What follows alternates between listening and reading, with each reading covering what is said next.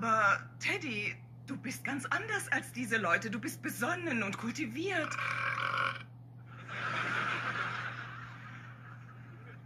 Wie bitte? Ich sagte, Oh. ich schwitze, ich furze und ich rülpse. Du machst es doch jetzt nicht nochmal, oder?